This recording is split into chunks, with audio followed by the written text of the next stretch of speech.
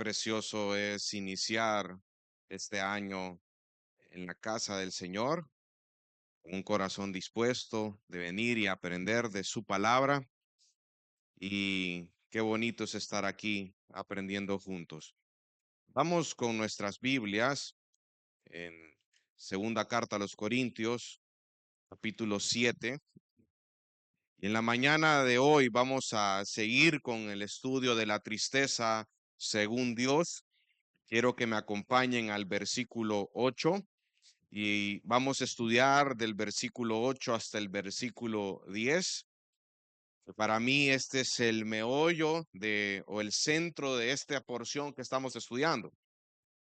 Así que vamos a leer todos juntos. Dice el versículo 8: porque si bien les causé tristeza con mi carta, no me pesa. Aun cuando me pesó, pues veo que esa carta les causó tristeza, aunque solo por poco tiempo. Ojo, mire esa tristeza. ¿Cuánto tiempo es? Es poco tiempo, pero ahora me regocijo no de que fueron entristecidos, sino que de que fueron entristecidos para arrepentimiento.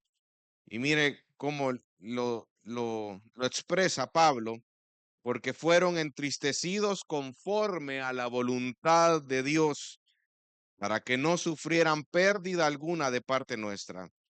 Porque la tristeza que es conforme a la voluntad de Dios produce arrepentimiento que conduce a la salvación, sin dejar pesar, pero la tristeza del mundo produce muerte. Vamos a orar. Padre que estás en el cielo, gracias te damos, Señor, por esta mañana que nos permites congregarnos como iglesia para poder aprender de las Escrituras. Oro, Señor, que sea tu Espíritu Santo el que quebrante los corazones en esta mañana, el que consuele, el que confronte, Señor, y el que nos ayude a crecer en el día a día conforme al carácter de Cristo. Qué precioso tema el que vamos a ver en esta mañana, y es la dieta de este día para tu iglesia, Señor, y ayúdanos a que podamos seguir creciendo. En el nombre de Jesús hemos orado. Amén. Puede tomar su asiento, amado hermano. La semana pasada iniciamos con esta porción de las Escrituras, donde Pablo está hablando acerca del arrepentimiento de los corintios. Y estudiamos un poco acerca de que Pablo había visitado a los corintios, y a raíz de esa visita que él hizo, pues no fue una muy cálida visita, que digamos, sino que los corintios, lo que pasó en ese momento es que una persona que atacó a Pablo verbalmente, y la iglesia de los corintios permitió que eso pasara de esa manera. Entonces, Pablo, muy entristecido, regresa de nuevo y escribe una carta severa, una carta que anteriormente él mismo en el capítulo 2 había dicho que era una carta con lágrimas, una carta con mucha tristeza, era una carta severa, y encargó a Tito de llevar esa carta a los corintios. Y Pablo ahora está hablando acerca de lo que sucedió mientras él estaba esperando a, a Tito, y lo que pasó en medio de todo esto. La tristeza según Dios. La semana pasada iniciamos acerca del dolor al consuelo. Fueron los primeros versículos, del versículo 5 al 7. Y ahora vamos a estudiar el segundo aspecto de la tristeza según Dios, que son dos tristezas, dos caminos. Dos tristezas, dos caminos. Pablo se encuentra con Tito, y habíamos estudiado la semana pasada que el haberse encontrado con Tito trajo ¿qué en la vida de Pablo? Consuelo, consuelo a su corazón. Pero ese gozo por haber sido encontrado con Tito luego se incrementó, dice, al conocer el informe que Tito había llevado acerca del arrepentimiento de los corintios, acerca de cómo los corintios habían recibido la carta severa. Y eso incrementó el gozo, dice la palabra del Señor.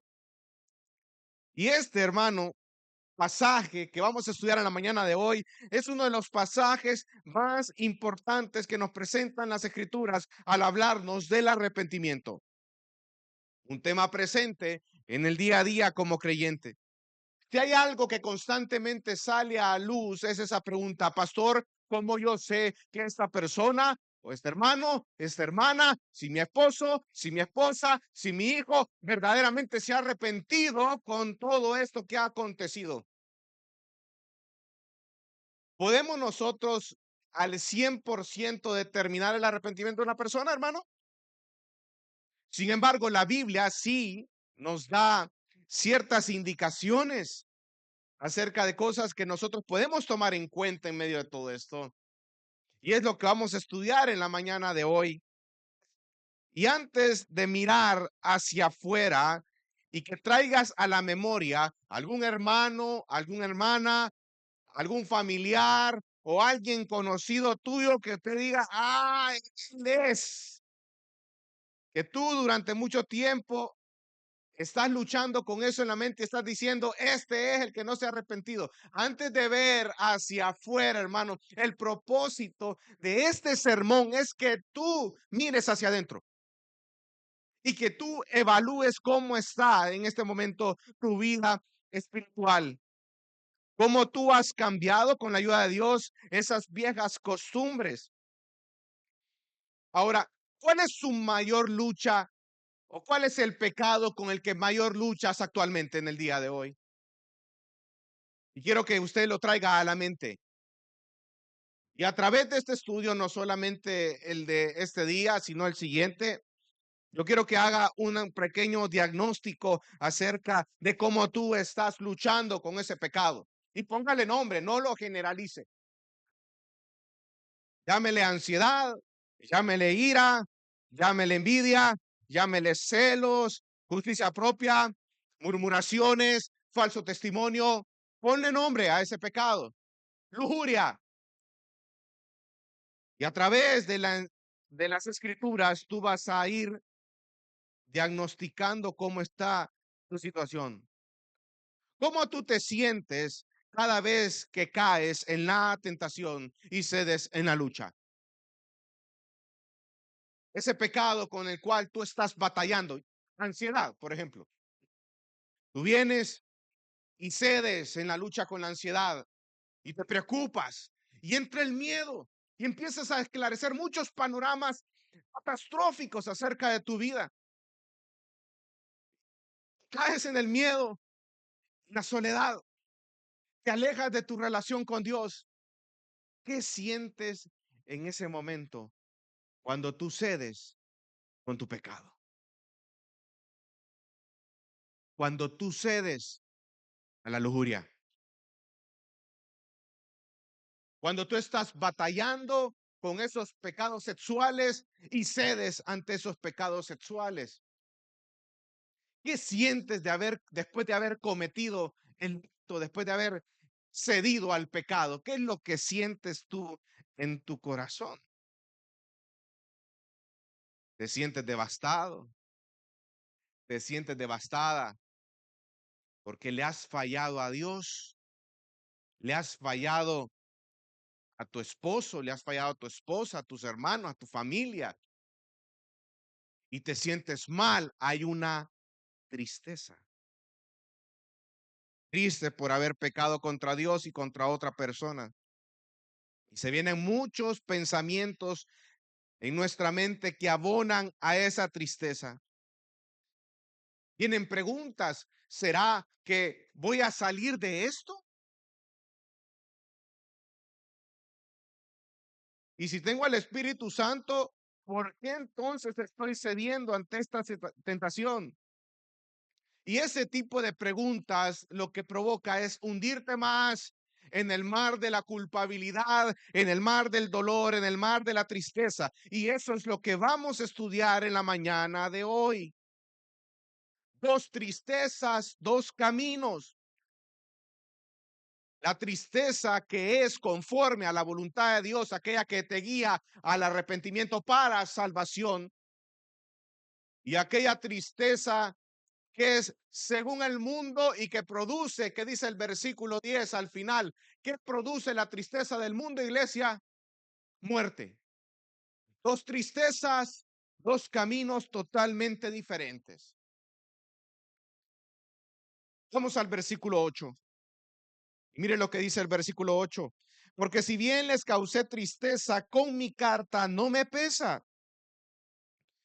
Los corintios habían sido entristecidos por la carta severa, una carta escrita con muchas lágrimas, con gran dolor. No se arrepintió de ello, Pablo. Aun cuando revela que cuando estaba escribiendo la tenía un dolor, un peso por haber escrito esa carta y posteriormente por la tristeza que causó, aunque ahora se encuentra gozoso porque él ha visto el resultado de esa carta por la gracia de Dios. Sí, hubo dolor en el corazón de Pablo. Él dice ahí, él es una persona humana de carne y hueso, con emociones. Y claro, al ver a sus hijos espirituales en esa condición en la cual ellos se encontraban, le dolió, le pesó. Y Dios muchas veces, hermanos, nos utiliza para confrontar a algún hermano o alguna hermana. ¿Alguna vez te ha pasado eso? ¿Alguna vez Dios te ha utilizado a ti para venir y confrontar a un hermano o una hermana en la fe? Y tú lo tuviste que hacer por obediencia a Dios y a las Escrituras. ¿Cómo te fue en esa confrontación? Porque esos tragos amargos, hermanos y hermanas, no cualquiera los quiere tomar. No cualquiera quiere ir y mostrarle al hermano con misericordia y amor que hay cosas en la vida de ese hermano, de esa hermana que no van de acuerdo a lo que establece en las escrituras. Y no todos los hermanos reciben la confrontación bien. No todos. Hay algunos que explotan, te culpan, te dicen otras 4 o 5 verdades que él o ella ha visto en ese momento y te lo dice y todo. Hay otros que reciben muy bien, pero ¿cómo te fue a ti? Y cuando hablamos de la confrontación, en la mayoría de las ocasiones nos enfocamos en la persona que ha sido confrontada y raras veces nos enfocamos en la persona que va a realizar la confrontación, como es el caso de Pablo, que él nos muestra cómo él vivió en carne propia ese momento en el cual estaba escribiendo una carta severa y estaba esperando el informe de Tito. Detrás de esa carta había un corazón con dolor y preocupación por lo que el pecado estaba ocasionando en los corintios. Detrás de esa confrontación había una persona que estaba orando para saber con qué palabras, cómo llegar y para actuar con mansedumbre y templanza ante el otro hermano que está cayendo en un pecado. Hay una persona que ha orado, que ha pensado cómo decir las cosas y que está siendo obediente a Dios y a su palabra. La confrontación, hermanos, nos lleva a salir de nuestra zona de confort, de nuestra zona de comodidad y a poder vivir como iglesia el Evangelio de Cristo. Pero es necesario, ¿saben por qué? Porque las escrituras son claras y que dicen que la paga del pecado es ¿qué? Es la muerte. El pecado es mortal. Y muchas veces nosotros vemos el pecado con mucha suavidad, no como lo que es verdaderamente. Si yo vengo y te digo y te entrego un vaso con agua, con veneno, de ese que te va a matar a los 2 segundos, y te digo, tómatelo. ¿Tú te lo tomas o no te lo tomas? Ah, bueno, si usted dice que sí se lo toma, no se preocupe, hermano, pero el pecado causa muerte. Y muchas veces como cristianos no vemos la mortalidad del pecado, el peligro del pecado, el daño, las consecuencias del pecado, y como el buey al degolladero, nosotros nos vamos tras nuestras pasiones y no vemos lo mortal del pecado. Y cuando nosotros no tenemos esa vista acerca del pecado, ¿qué es lo que hacemos? Bajamos las defensas.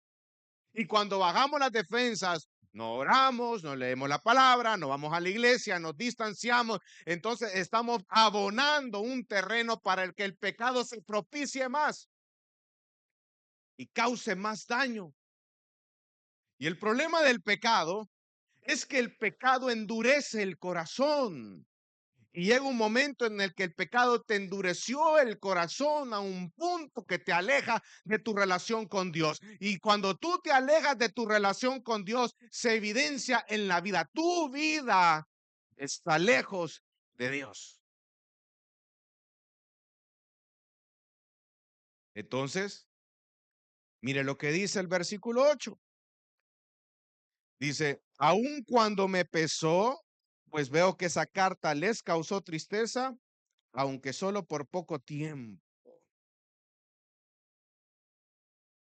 Sí, esa carta causó tristeza, aunque solo por poco tiempo. Cuando ocupa la palabra en griego para poco tiempo, eh, la traducción literal es durante una hora.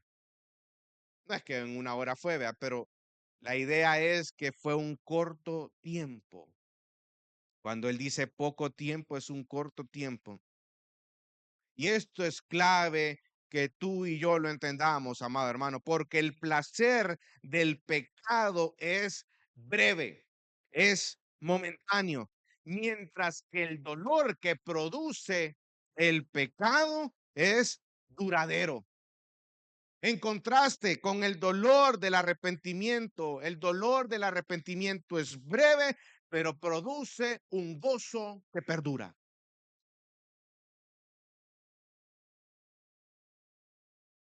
Causa placer el pecado, pero las consecuencias son devastadoras y duraderas. Y vamos a tratar de estudiar algunos ejemplos en las escrituras acerca de personas que están en ese tipo de situación. En cambio, el dolor del arrepentimiento es breve, pero el gozo que produce ese arrepentimiento en el corazón perdura. La tristeza, que es según la voluntad de Dios, duele, pero por poco tiempo. Pero luego viene el gozo, hermano.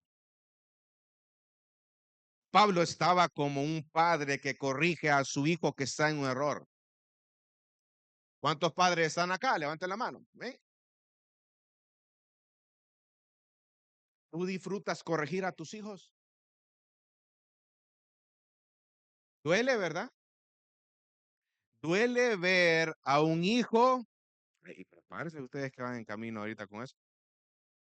Duele ver a un hijo o una hija que está de una manera obstinada queriendo hacer tu voluntad. Y hay que corregirlo, y hay que corregirla. Pero a uno como padre le duele esa corrección, pero sabe que el resultado de esa corrección es un bien para el hijo. La disciplina se hace con amor y con su conducta, con su acción está cuidando la salud de la familia y la unidad de la familia, aunque el procedimiento, es decir, la disciplina sea dolorosa. Sabe el padre que eso va a tener un efecto y es por la gracia del Señor. Lo hacemos porque somos fieles a Dios en el corazón de sus hijos. Pero duele, duele. ¿O no le ha pasado a usted, padre, que después de haber corregido o corregido a su hija, usted después pone a pensar y empieza a quebrantarse y decir, Señor, ayuda a mi hijo, ayuda a mi hija que salga de esto, por favor, Señor, solo tú puedes cambiar en medio de todo esto. Duele, duele escuchar de parte de su hijo cuando usted está disciplinándolo, papá, te odio, mamá, te odio. ¿Por qué haces esto? Te odio. Y ver la cara que pone de una persona que, y decía un teólogo, que si a los niños le, le pusiéramos el cuerpo de un adulto, los niños son capaces de matar a sus padres. Por eso Dios los hizo débiles. Es duro, es cruel ese tipo de pensamientos, pero es una realidad, hermano. Así estaba Pablo. Pablo estaba corrigiendo a sus hijos espirituales. Pero saben, el Salmo 51:17 dice que Dios no desprecia al corazón contrito y humillado. Y gloria a Dios por eso. Entonces, hermano, la tristeza, según Dios, produce un dolor breve con un gozo perdurable. Y también la tristeza, según Dios, es una tristeza para arrepentimiento. Mira el versículo 9, dice, pero ahora me regocijo no de que fueron entristecidos, sino de que fueron entristecidos. ¿Para qué? Para arrepentimiento. Pablo conocía que dentro de la iglesia habían hermanos de los corintios que tendían a malinterpretar sus acciones. Él lo conocía muy bien. Por eso es que él aclara acá en el versículo 9. Pero ahora yo me regocijo y no me regocijo porque ustedes están tristes. No, no, no. Él aclara cuál es la raíz, cuál es la razón de su regocijo. No es de que ellos fueron entristecidos, sino del resultado, que fueron entristecidos para arrepentimiento. Por eso él aclara en este versículo 9 que lo que había provocado el gran gozo en su corazón era que Dios había utilizado esa carta para el arrepentimiento de los corintios. Y lo aclara para que no hayan malos entendidos, sino que para que vayan ellos directamente al grano de lo que él estaba tratando de decirles. Los corintios no tenían un remordimiento, iglesia. Cuando leyeron esa carta, cuando escucharon esa carta que Tito se la llevó, ellos no tenían un remordimiento, ni siquiera había un orgullo herido, o tal vez un tipo de manipulación, sino que llegaron al arrepentimiento como resultado de su dolorosa tristeza. Ahora, ¿qué significa la palabra arrepentimiento? Creo que es algo que ustedes ya alguna vez lo han visto o lo han escuchado. La palabra arrepentimiento viene del griego metanoia, que significa un cambio de pensar y un cambio de actitud. Cambio en el corazón y en la vida. Es un giro del pecado hacia la santidad que produce un cambio genuino, un cambio de actitud, un giro, un cambio de pensar. Y ojo, y aquí es importante que usted entienda, ¿empieza dónde? En el pensamiento, en la mente. Para que exista un cambio de vida, tiene que haber un cambio de pensamiento, hermano. Y ahí empieza el arrepentimiento. Es por gracia y misericordia de Dios, claro está, pero es cambiar patrones de pensamientos que tienen como resultado un cambio de patrón de vida. Pero eso lo vamos a estudiar en el siguiente sermón. Pero se lo dejo ahí ahí regadito ahí para que se quede un poquito ahí curioso, ¿verdad? Entonces, hermano, cuando hablamos de arrepentimiento de los corintios no se estaban poniendo a la defensiva. Llegó la carta severa y ellos no se estaban poniendo a la defensiva. Ellos no se victimizaron ni trataron de justificar su conducta pecaminosa, ni buscaban excusas o buscaban culpables, sino que dice que cuando recibieron la carta severa, esa tristeza los llevó al arrepentimiento. Cuando hay un arrepentimiento, hermano, tú no estás buscando los problemas hacia afuera, buscando culpables, un remordimiento o un orgullo es más grande. No, hermano, no, hermana, sino que un arrepentimiento empieza con un corazón contrito y humillado por la gracia del Señor.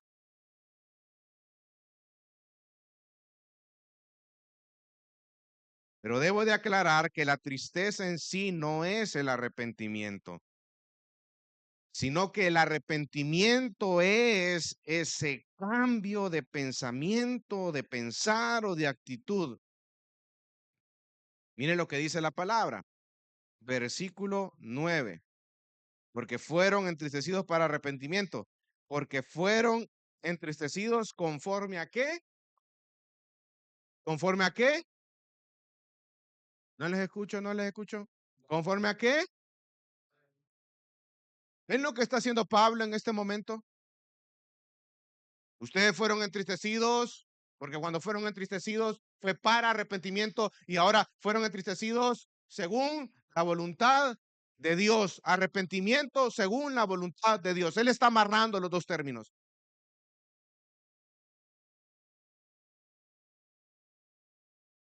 Él explica cómo esa tristeza los condujo al arrepentimiento. Y es porque esa tristeza es conforme a la voluntad de Dios. La implicación es que Dios mismo utiliza el dolor para producir un arrepentimiento. En otras palabras, era una tristeza conforme a los designios, al propósito de Dios. Fue esa tristeza por el pecado que sana, libera, transforma y que causa en el corazón del hombre una transformación que Dios quería que sintieran el dolor por su pecado para que ellos se arrepintieran. Y mira el versículo 9, finaliza diciendo, para que no sufrieran la pérdida alguna de parte nuestra. Este tipo de tristeza, amado, amada, provoca o produce un acercamiento a Dios. Para que no sufrieras pérdida alguna de parte nuestra. El propósito, el resultado de esta tristeza que según Dios, según su voluntad, fue que los corintios quedaran totalmente a salvo de cualquier efecto perjudicial que la carta pudo haber provocado. Evitó por la gracia de Dios el alejamiento hacia la persona de Dios y el alejamiento hacia Pablo.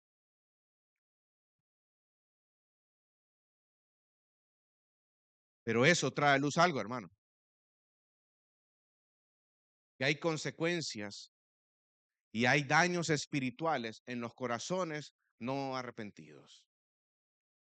Así como el arrepentimiento trae un beneficio espiritual por la gracia del Señor, el no arrepentimiento trae maldición, consecuencias, daños. Es un daño espiritual en esos corazones que no se arrepienten.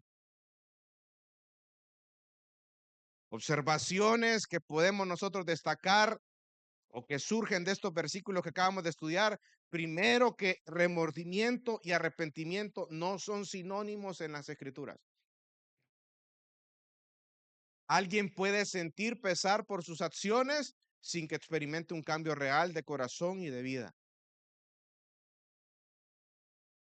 No son sinónimos. Remordimiento y arrepentimiento no son sinónimos.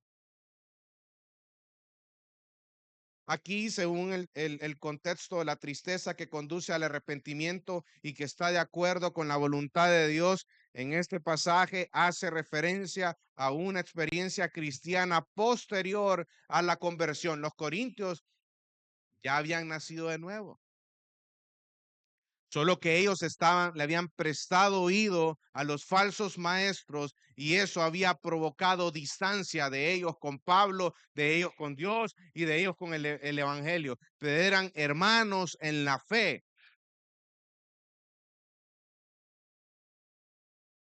Entonces es una experiencia posterior a la conversión.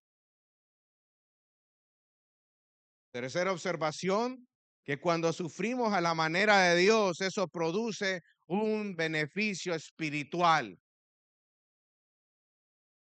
una bendición.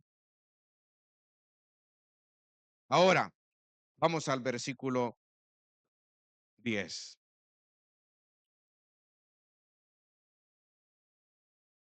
Porque la tristeza que es conforme a la voluntad de Dios produce un arrepentimiento que conduce a la salvación, sin dejar pesar. Pero la tristeza del mundo produce muerte.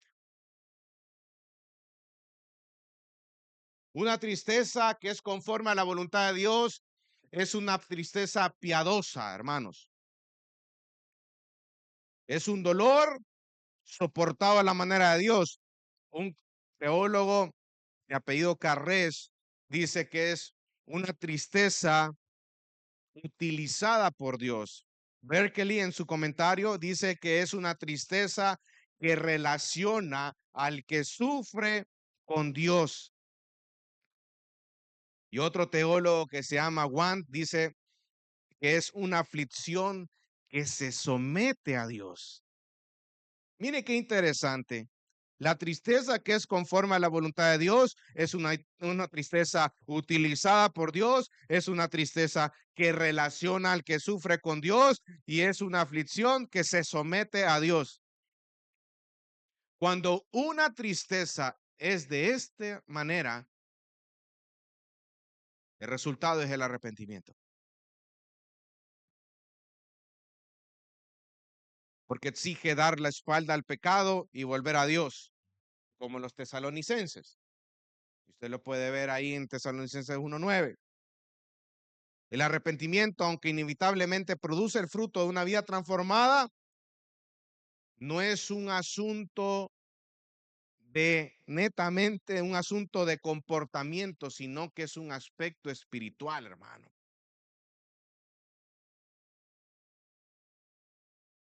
No es solo cambiar de conducta, porque a veces hay personas que están con el pecado inmerso, pero ocultan fácilmente la realidad. Pero no solo es un cambio de conducta, sino que es un cambio espiritual. Tiene que haber un cambio de pensamiento, un cambio de actitud. Es una realidad que se da en el corazón y que se manifiesta después en el exterior a través de actitudes, a través de acciones, sí. Pero es algo espiritual, porque cuando alguien está inmerso en un pecado, lo que hace es distanciar su relación con Dios.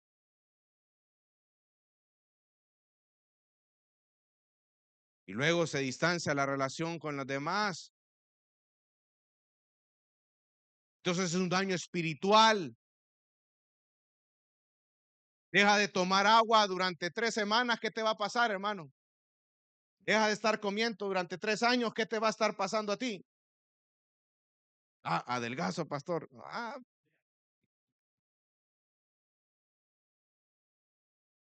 deja de estar leyendo la palabra por 3 años. ¿Qué va a causar eso en ti? Deja de estar orando durante 5 años. ¿Qué creen ustedes que va a pasar en un cristiano que no ora y que no lee la palabra durante un gran transcurso del tiempo? Se alejan, nos alejamos del Señor. Y estamos preparando el terreno para que el pecado crezca y que las tentaciones germinen y ahí estén. Por esto es que es una situación espiritual lo que está tratando de plantear Pablo aquí. Pero me encanta que dice que la voluntad, que es conforme a la voluntad, produce un arrepentimiento que conduce a la salvación. Es decir, volver a estar en armonía con Dios, vivir en armonía con Dios y su pueblo. Y ahora hace un precioso contraste. Y él habla ahora de la otra tristeza. Y es bien firme. Él lo hace de una manera directa. Y al final del versículo 10 dice, pero la tristeza del mundo produce muerte. Y hace un contraste entre la tristeza soportada a la manera de Dios y una tristeza soportada a la manera del mundo. O como lo propone el teólogo Juan, una aflicción que se somete a Dios y otra aflicción que lo ignora. Duro, ¿verdad? Pero antes de estar viendo afuera, hermano y hermanita linda, lindo, antes de estar poniéndole nombre y apellido de otra persona que tú conoces, no, estamos hablando de ti y de mí. Una tristeza que se somete a Dios y otra tristeza que ignora a Dios. La tristeza que es conforme a la voluntad de Dios y la tristeza que es conforme al mundo. La tristeza del mundo es caracterizada por actitudes mundanas, por actitudes del mundo o tal como lo experimentan los que son del mundo. Este tipo de tristeza lo que es soportada no a la manera de Dios, sino a la manera del mundo y cómo el mundo soporta la tristeza, iglesia. Raíces de amargura, resentimiento, odio, alejamiento de la persona de Dios. Remordimiento que se manifiesta con sentimientos de culpabilidad, pero no hay un cambio. Ellos siguen en la misma realidad espiritual. Y Pablo es bien determinante. Este tipo de tristeza produce muerte porque es mortal en sus efectos. Este tipo de tristeza produce resentimiento, raíces de amargura. Y a veces, hermano, ustedes y yo no vemos o no dimensionamos lo que puede pasar cuando le damos rienda suelta a una raíz de amargura en nuestros corazones. Tú empiezas con una raíz de amargura y eso va cada día, va más creciendo y va después resentimiento y después de ese resentimiento tú odias, detestas. Y en la manera que tú te vas profundizando en esa raíz de amargura, tu corazón se está endureciendo. Y un corazón endurecido, ¿cómo se comporta, hermano? Con necedad, testarudo, necio, no quiere nada. Y no quiere nada con Dios. Pero ojo, hermano, lo que hace, y quiero que me pongan atención con esto, y no se duerman, y si hay un hermano que está durmiendo, pellizcalo ahí en el tuche.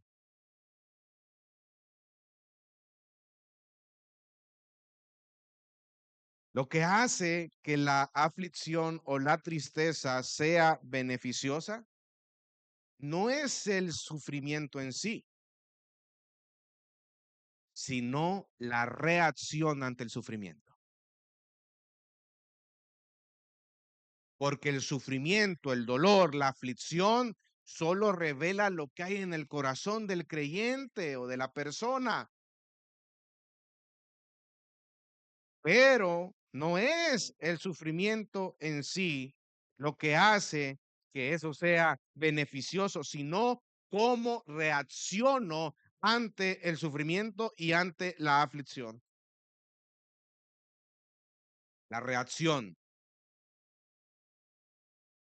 Una reacción conforme a la voluntad de Dios trae beneficio espiritual, en contraste con una reacción según el mundo que causa daños irreparables.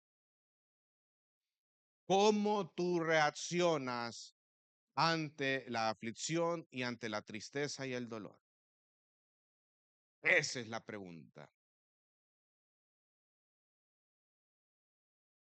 Porque eso determina si hay un beneficio o hay consecuencias, daños. Para que nosotros podamos poder profundizar más, si quisiera que vayamos a las escrituras a poder sacar ejemplos bíblicos claros de personas que se arrepintieron, tuvieron una tristeza según la voluntad de Dios y otras que experimentaron una tristeza según el mundo. Así que vamos a 2 de Samuel, capítulo 12.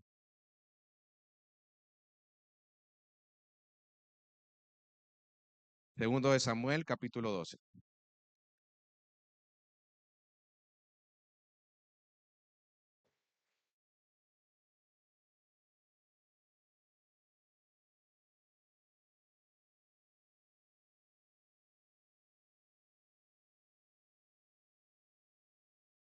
¿Ya lo tiene? ¿Cuál es el título del capítulo 12? Como dice, ya ven que no la han encontrado y me dijeron de que sí. Natán reprende a David. Yo creo que este pasaje ya lo conoce también, pero eso no quiere decir que no podamos leerlo nuevamente.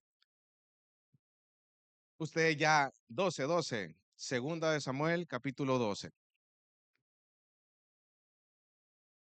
Pero ojo, acuérdense que ya en este momento David ya se había acostado con Betsabé y no solamente eso, sino para cubrir su pecado, había mandado a matar a Urías. Entonces ya estaba todo el escenario perfecto, controlado.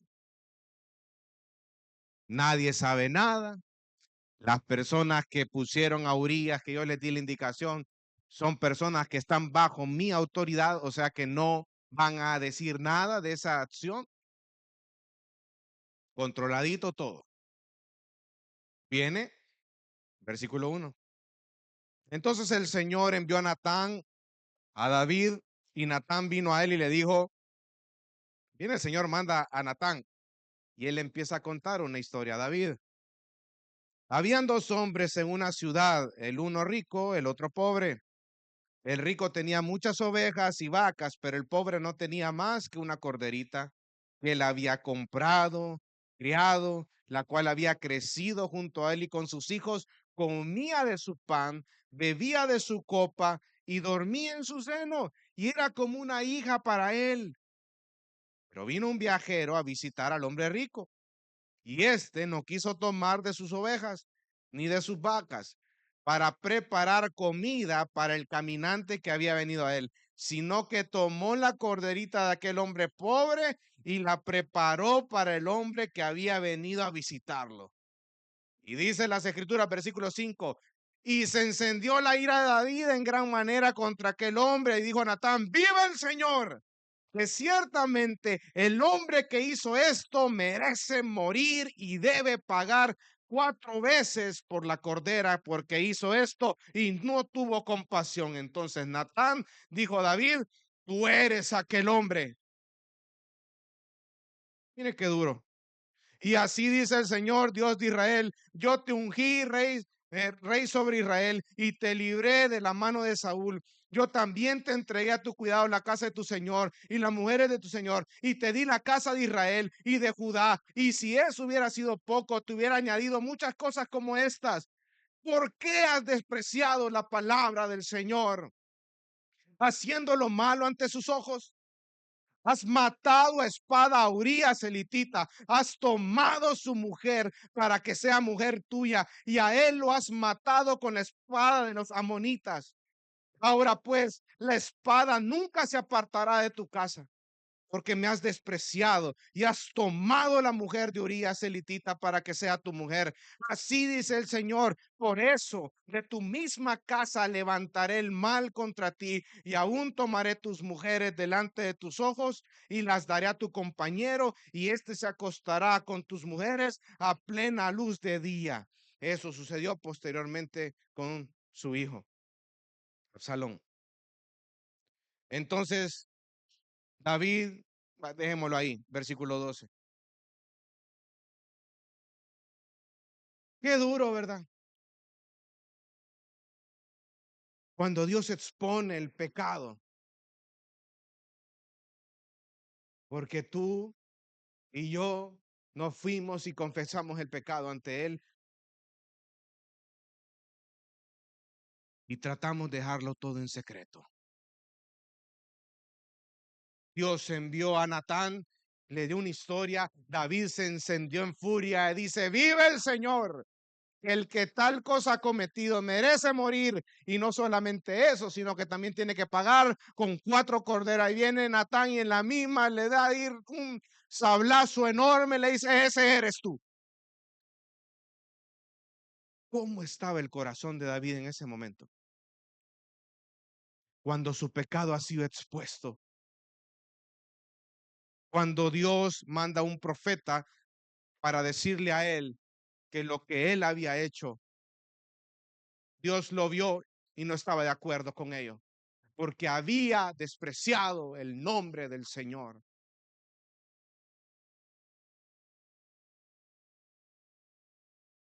Qué duro cuando el pecado es expuesto de esta manera. Cuando Dios trae situaciones a tu vida donde tú te aferras a tu pecado, tú lo llevas todo en la intimidad, en lo secreto. Viene el Señor tiene sus ojos durante toda la creación, en todo momento. De Él nadie se escapa, hermano. Y Dios expone esto por gracia, por misericordia, para restaurar a esa persona que está en su pecado. Mire cómo respondió David. Este es un ejemplo de una tristeza según la voluntad de Dios. O pregunta, ¿cómo hubieras tú respondido si hubieras estado en el lugar de David? Que llegó un profeta Natán y te sacó a luz tu pecado. ¿Cómo hubieras reaccionado tú en ese momento?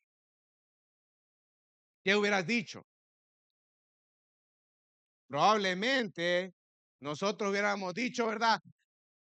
Acuchíenlo, maten a Natán porque está diciendo una mentira. Eso no es verdad. Buscábamos culpables, ¿no es cierto?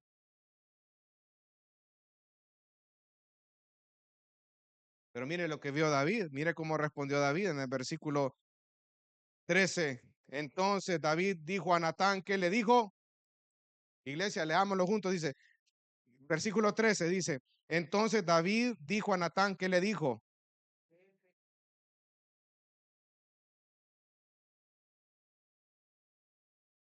He pecado contra Dios. Y Natán le dijo a David, el Señor ha quitado tu pecado, no morirás. Sin embargo, por cuanto con este hecho has dado ocasión de blasfemar a los enemigos del Señor, ciertamente morirá el niño que te ha nacido. Y Natán regresó a su casa. ¿Saben qué pasó? David ayunó, oró, pero al final Dios hirió a su hijo y su hijo murió.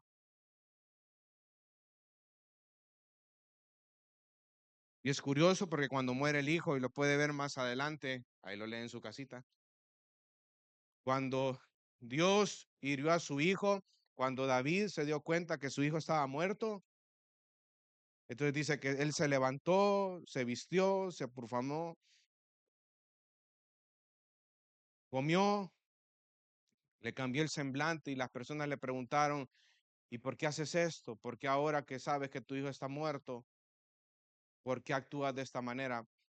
¿Por qué has dejado de ayunar y todo? ¿Y por qué ayunaste? Y él dijo, en palabras, yo estaba ayunando y estaba orando porque yo sabía que el Dios tiene misericordia y estaba tratando que Dios tuviera compasión de mí. Pero ahora que mi hijo ya ha muerto, voy a seguir. Ve usted una tristeza y vamos a ir a otro pasaje. Y dice que después de esto, David se llegó otra vez a Betsabé y de ahí nació Salomón. Por cierto, algunos dicen que la palabra Salomón viene del hebreo shilem, que significa reemplazar o restaurar. Y algunos creen que esto indicaba que Salomón era el reemplazo del niño que David y Betsabé habían perdido. Qué bonito tu nombre, hermano. Pero usted quiere estudiar qué era lo que sintió David en el momento que su pecado así ha sido expuesto. Vamos a Salmo 51, hermano.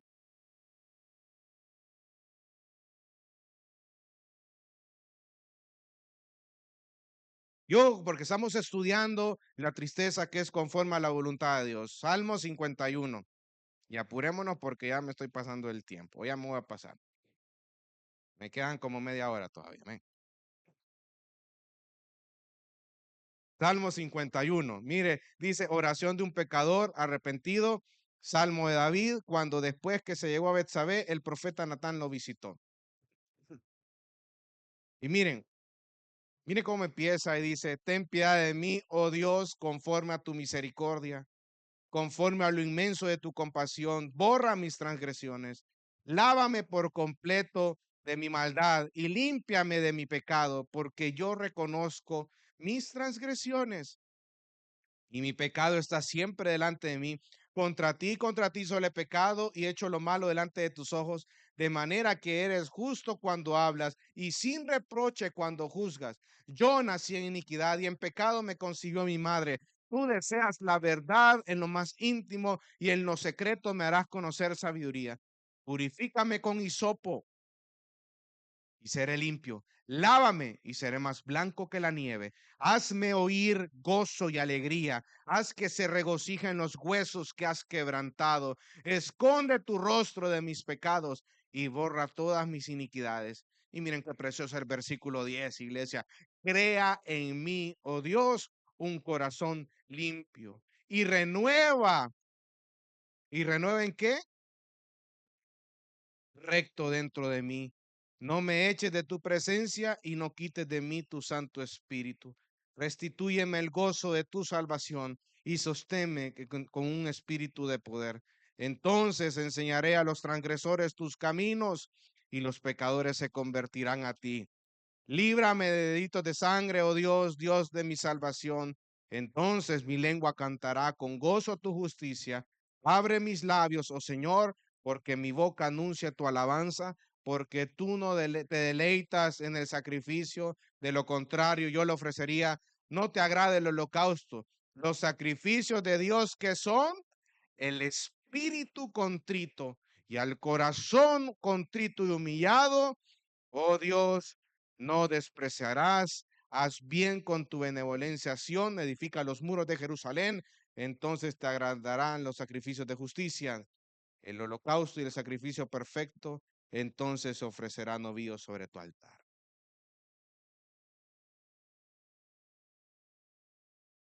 La tristeza que es conforme a la voluntad de Dios se ve de esta manera.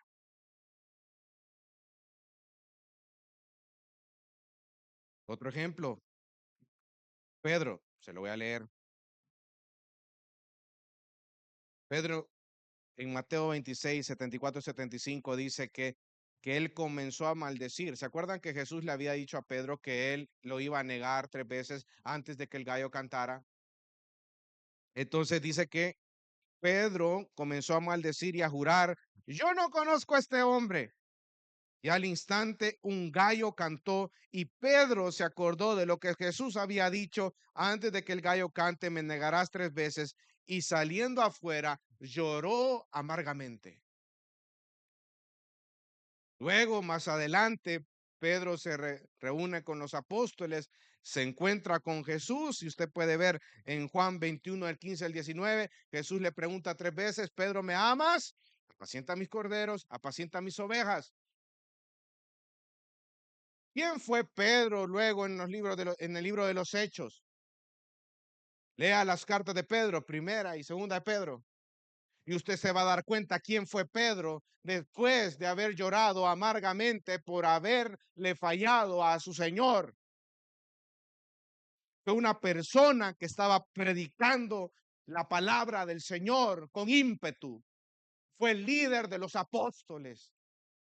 Usted veía a Pedro en los evangelios, un Pedro impetuoso, lleno de ira, una persona que nadie le podía hacer nada, pero luego ve a un Pedro después de haber sido transformado por la palabra, por el Espíritu, una persona mansa, una persona llena de amor por la iglesia, por los hermanos, transformado. La tristeza es conforme a la voluntad de Dios, produce arrepentimiento.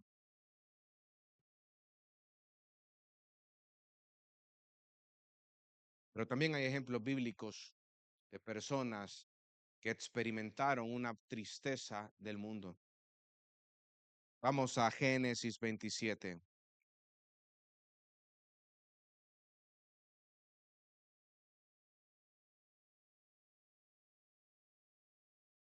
Esaú. Génesis 27, 41. ¿Se recuerdan que Esaú había despreciado la primogenitura? ¿Se recuerdan de de ese relato en las escrituras? ¿Ok? Él tenía hambre y vio que Jacob había preparado eh, alimento y vino y le dijo a Jacob que le diera ese alimento, y Jacob muy astutamente le dijo, bueno, si tú quieres este alimento, dame tu primogenitura. Esaú no midió las consecuencias de sus acciones. Al final lo que hizo fue vender su primogenitura, comió y hasta juró que él iba a dar la primogenitura a su hermano Jacob. Entonces, luego vino, ya estaba a punto de morir su padre y tenía que dar la bendición. Viene la mamá, lo que hace es que le dice a Jacob, ve a matar a este animalito, yo te lo voy a preparar como a tu papá le gusta y te vas a presentar y así va a caer la bendición sobre ti. Y así fue. Esaú después llegó y su papá le dijo, ¿no eras tú el que había orado? Se le estoy medio parafraseando. Y le dijo, yo ya hice con otra persona lo que iba a hacer contigo. Y viene Esaú y en esa situación se encuentra en este momento. Pero ojo, mire el versículo 38. Esaú le dijo a su padre, no tienes más que una bendición, padre mío. Bendíceme, bendíceme también a mí, padre mío. ¿Qué iba por, qué era lo que más le preocupaba a Esaú en ese momento? ¿El qué? ¿Le preocupaba a Dios? Usted puede ver el contraste con David. David dijo, le he fallado a Dios, le he fallado a mi Señor. A Esaú no le importaba a Dios. A Esaú lo que le importaba era que no tenía bendición, que no tenía la primogenitura. Y lo puede ver acá. Versículo 41. ¿Qué fue el resultado? Dice que Esaú pues guardó rencor a Jacob a causa de la bendición con que su padre lo había bendecido, y Esaú se dijo: los días de luto por mi padre están cerca, entonces mataré a mi hermano Jacob. ¿Qué fue lo que provocó la tristeza, el dolor, la aflicción en el corazón de Esaú? Resentimiento, odio. Y él se había propuesto el que, iglesia, venir y matar a su hermano por lo que le había pasado. La tristeza que es conforme al mundo, eso pasa, hermano, eso sucede. Te aleja de Dios, le da rienda suelta a tu pecado. Hebreos 12:16, siempre hablando de Saúl, dice lo siguiente. Bueno, desde el versículo 15 dice: cuídense de que nadie deje de alcanzar la gracia de Dios, de que ninguna raíz de amargura brotando cause dificultades y por ella sean muchos contaminados, que no haya. ¿Van viendo? ¿Van viendo lo que está ocupando el autor de Hebreos? Está ocupando el ejemplo de Saúl y dice que no haya ninguna raíz de amargura y que por ella muchos sean contaminados, porque la raíz de amargura, eso empieza en ti y empiezas a destilarla por los demás, compartir tu resentimiento, tu odio, tu apatía. Por eso es que dice acá, dice: por ella muchos sean contaminados, que no haya ninguna persona inmoral ni profana como Esaú. Trae ejemplo de Esaú, que vendió su primogenitura por una comida, porque saben que aún después, cuando quiso heredar la bendición, fue rechazado, pues no halló ocasión para el arrepentimiento, aunque la buscó con lágrimas. La tristeza, según el mundo, ocasiona esto. A Esaú no le importaba haberle fallado a Dios. A Esaú no le importaba haber dado la primogenitura de una manera así por un plato de comida. No le importaba eso. No le importaba haber pisoteado el nombre de Dios de esa manera. A él lo que le interesaba era la bendición. Le interesaban las bendiciones y no el Dios de las bendiciones. Qué interesante esto. Y por eso Hebreo lo trae a luz, la raíz de amargura. Porque Saúl aún después, cuando quiso heredar la bendición, fue rechazado, pues no hay ocasión para el arrepentimiento, aunque lo buscó aún con lágrimas. El otro ejemplo, usted ya sabe, Judas.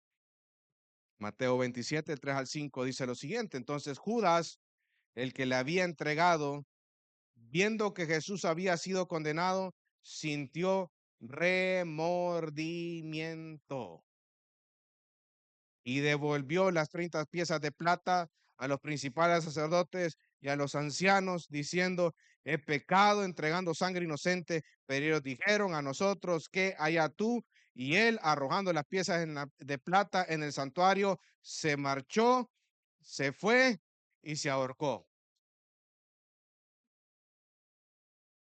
¿A dónde fue Judas? Después de que haber sentido remordimiento, un dolor, una tristeza, una culpabilidad por haber entregado sangre inocente. ¿A dónde fue Judas? ¿A dónde fue? Fue donde los principales sacerdotes y a los ancianos diciendo: he entregado sangre inocente. Y vinieron los principales sacerdotes: allá tú, ese es tu problema. Él arrojó las piezas de plata, se marchó y se ahorcó. La tristeza del mundo produce muerte.